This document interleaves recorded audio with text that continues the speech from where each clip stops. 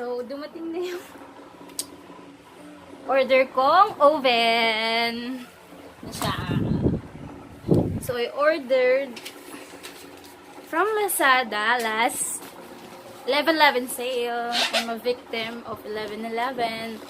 So, umorder ako ng Kyowa na oven. Dahil gusto kong matuto mag-bake. So, I ordered 45 liters oven. Di mo naka-record. It's recorded. So, I ordered a 45 liter oven. It is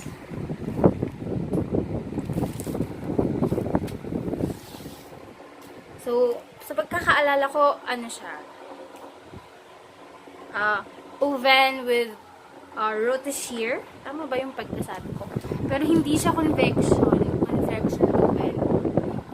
Wala siyang fan. Pero, from 4,000 plus, I think, na price, naging 3,000 na lang siya. With shipping fee na 300. Tapos may voucher ako na 100. Kaya 200 lang. 3,259 yung inana ko. So, we are gonna unbox the oven I ordered. So, umabot siya. I ordered at last November, diba? November 11. Ngayon na siya nabating November 21. Medyo matagal siya. Or ano. Okay, sige, let's start. So, as you can see, medyo malaki siya, no? 45 liters yung capacity niya. Mas malaki siya kasi dun sa previous oven namin. Medyo, ano na kasi, luma na. Kaya, I ordered this one. Let's start. Electric, it says electric oven with Rotisserie. Rotisserie. I don't know. Rotisserie. Uy, bubble wrap. You hold the camera. Yan.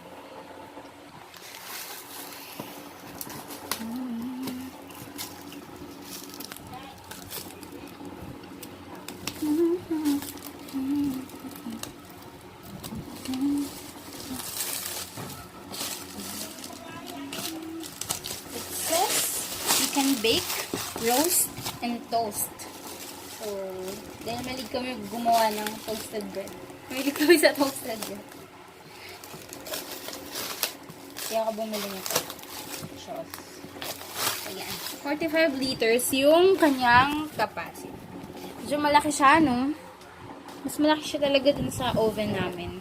Kasi yung oven namin dati, wait lang siya, although kasya naman yung manok dun. Isang buong manok. Pero malaki talaga to. Be, ang hirap. Hawakan mo.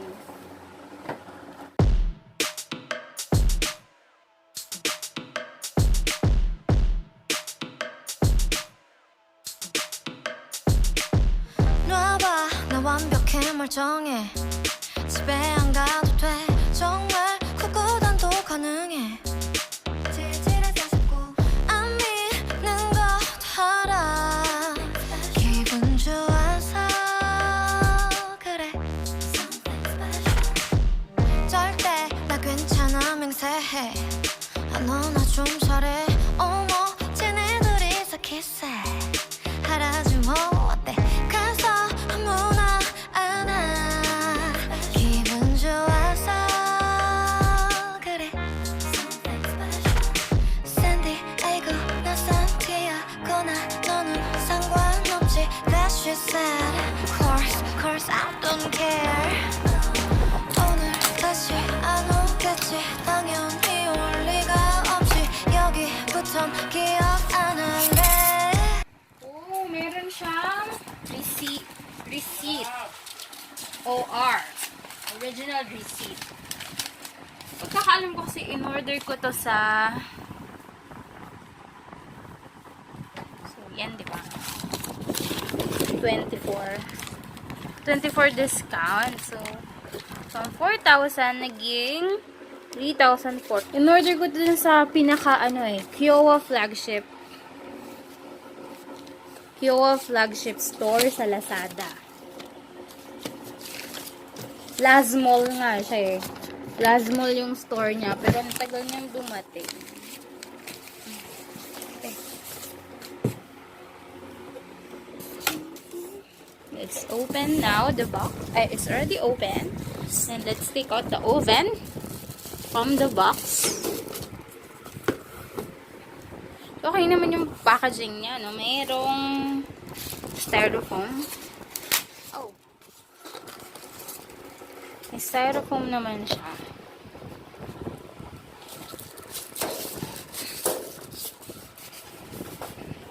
So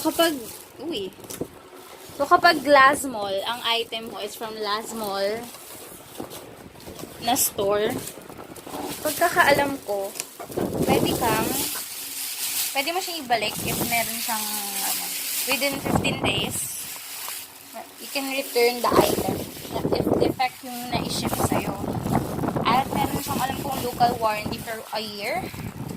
So, kapag may nasira siya, pwede mo siyang ibalik at have them repair your item, your appliance. So, paano ko siya wait lang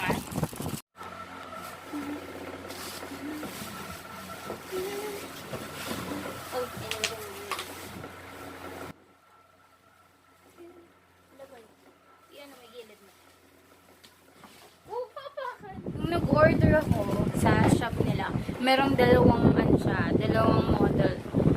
Na same na parehas lang siya, pero ang kaibahan lang nila is stainless yung body. Although mas mahal yun, ito black, pero walang out of budget na. Kaya black ang pinili natin, pero maganda pa rin siya kahit black. Look, matte black siya. Although shiny siya dun sa picture, matte yung finish niya, kaya medyo social tingnan. Tumatawa ka. Ha? Are you laughing at me? So, yun yung itsura niya. Meron siyang rotisserie. So, kaya meron siyang ganyan. Kasi meron siyang yung umiikot na rod for chicken to roast. So, salamin pala tong niya. Tignan nyo. Ditong knobs dito. Hindi siya directly dun sa may salamin siyang nakapato. Kyowa. Nakita niyo yung brand. Ito yung for the timer. So, hanggang ilang minutes ko to? Hanggang 250 minutes siya. Ako nakikita niyo. Mahirap makita. Wait.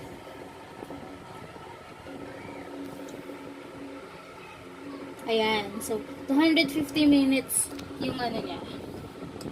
Yung max na timer niya. Yung minimum naman niya is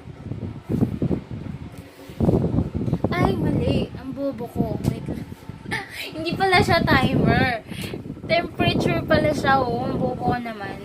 So, yan. Hanggang 250 pala, 50 degrees Celsius yung temperature na maximum niya. Ang pinaka-minimum is 100. No? Pero may minimum dito eh. Sige. Let's see. Pinaka-max niya, 250. I'm not sure sa minimum temperature niya. So, ito naman, pagkakaalam ko kasi, yung functions niya is pwede yung baba lang yung mag-open na heat, go-open yung mag-on yung heating niya na, kung alam mo ng tawag dyan. So, merong baba, merong both na top and bottom, heating yung niya. So, meron namang sa taas lang. Di ko sure kung ano yung other functions niya. So, yan. Yan yung Ito naman pala, finally, ito yung timer. So, may logo nga, diba? Ito yung timer. Ang max na timer niya ay 1 hour or 60 minutes. Minimum niya is 10 minutes. 5. 5 minutes yung minimum niya na timer. Tumutulog na siya. Oh no! So, ito yung loob niya. Hindi ako sure kung stainless to eh. Kung parang hindi siya stainless. Baka aluminum lang. So, glass yung, ano na, ito yung glass door niya.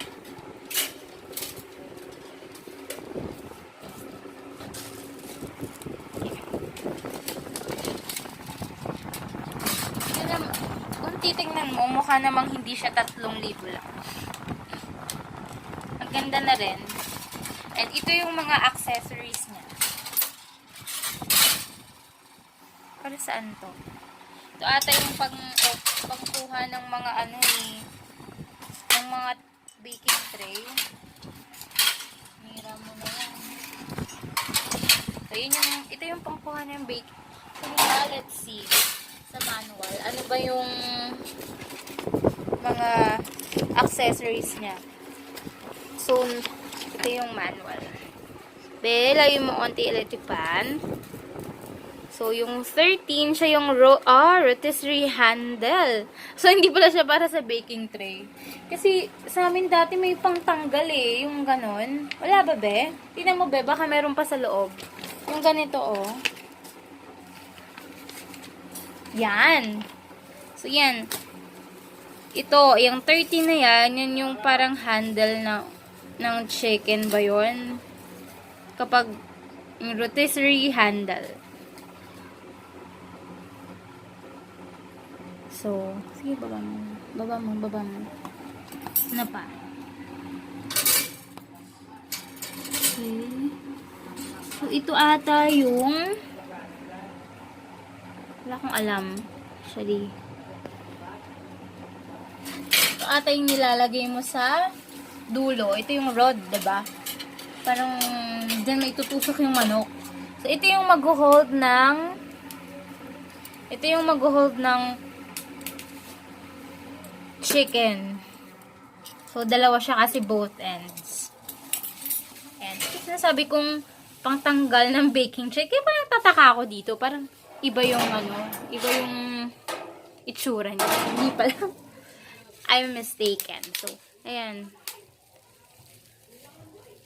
Ito yung pang kita. Kasi hindi ka ba mapapaso nito? Kasi init din to.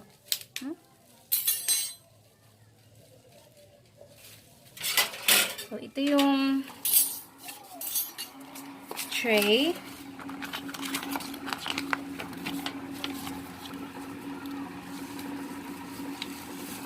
Ito yung baking rack. Yung baking rack, it goes inside like this.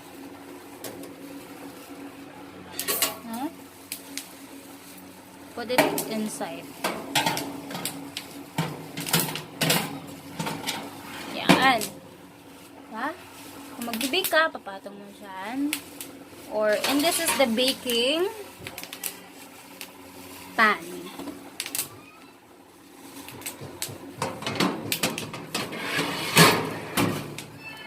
So, medyo parang madami din malalagay dito kasi ang dami niya. 1, 2, 3, 4. 4 yung pwede mong ilagay na pan and rack.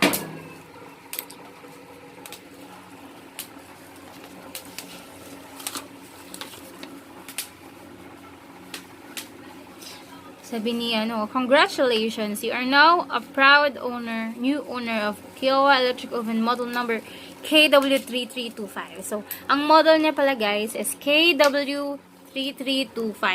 Ito yung black. Yung isa ata yung 335, yun yung stainless body. Mas cheaper. Cheaper one. Pero the same functions lang siya. So, yan. So, merong yung pinakita ko kaninang function knob, siyang upper, lower heating. So, yun yung symbol niya. So, meron din siyang yung both, yung sabay. So, meron ding upper, lower heating element plus the rotisserie. plus the rotisserie.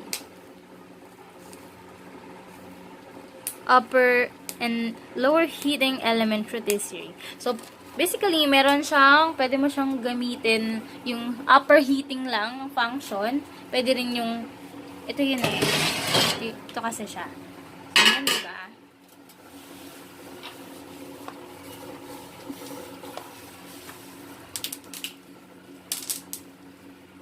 Okay, so, ayun, pwedeng uminit lang yung upper part, pwedeng bottom lang yung iinit, pwedeng both, and pwede rin siyang with using the rotisserie, pwedeng upper lang, pwedeng bottom, pwedeng both din siya. So, ganun yung functions niya.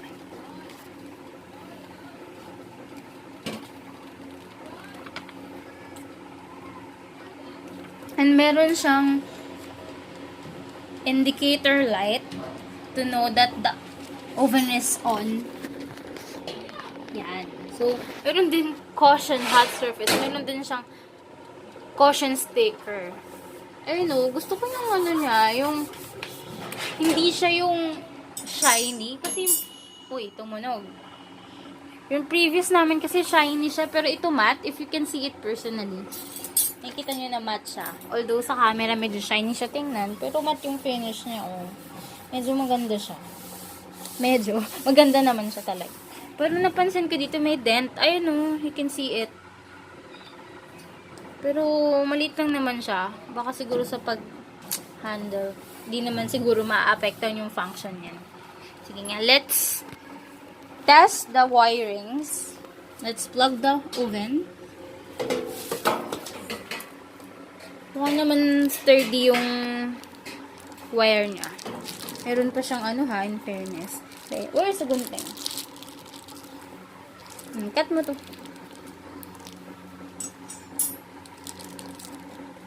So, let's plug the oven. Let's see if it's working.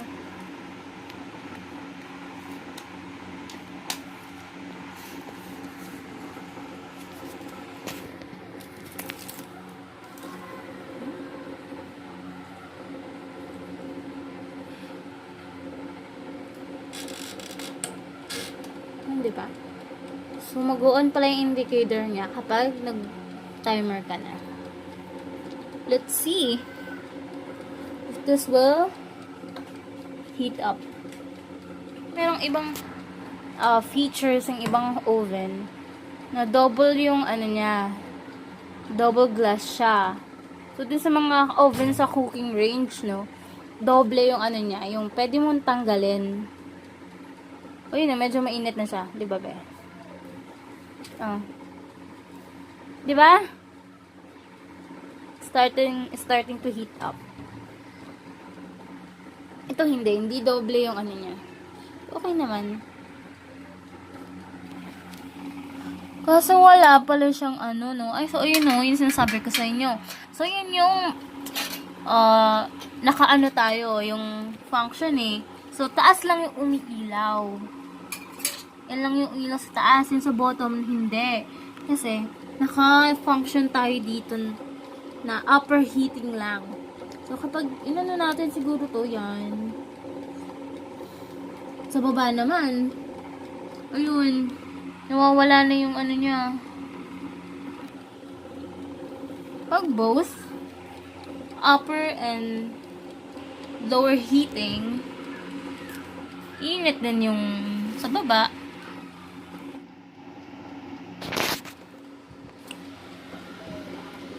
Taas pa lang yung nag-heat. Umiilaw. Yung baba. Why?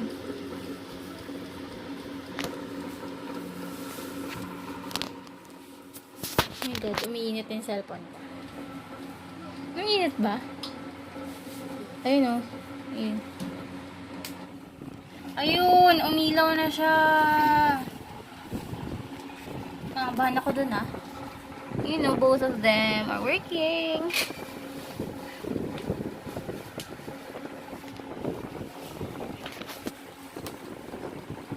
Buti naman. Tayo magbabalik kay Lazada. Very good job.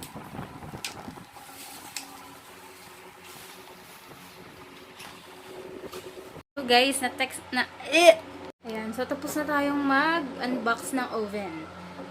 And na-try din naman natin siya. And it's working naman yung functions niya. So, if I will go to Lazada to rate the oven, to rate Kyowa, siguro 3-4.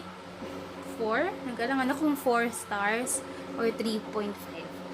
Siguro mga 3.5. Kasi wala siyang convection. Ang arte ko, no, pero 3,000 lang kasi siya. Pero for its price, okay na. Siguro 4 stars. Yun nga lang. Siguro if you are willing to shell out more, makakakuha ka ng mga 5,000 up. Meron na siyang convection. At ang isang napansin ko, wala siyang ilaw sa loob. Parang hindi ko makikita yung niluluto. Kaya iba kasi parang may nakita ko ng light. May lamp siya sa loob. Ewan ko, is possible ba yun? Parang mas gusto ko kung merong light dun sa loob ng oven para makita mo yung ano na nangyayari dun sa niluluto mo, yung sa binibake mo. So, siguro considering its price, 4 stars na siya. Let's see kung mababawasan siya. Distracting ka. So, let's see kung mababawasan siya. From 4 stars, let's see. As I use it, kasi wala pa ako naiisip ngayon na lutuin eh. Siguro baka mag-roast ako ng chicken next time. Then, let's see kung okay na. Kung okay naman siya. It's properly working. As you see naman, gumagana yung taas, tsaka yung baba na heating niya. So, let's see guys. Tignan natin sa next video. I'll update you kung ano yung lulutuin ko. Bye-bye!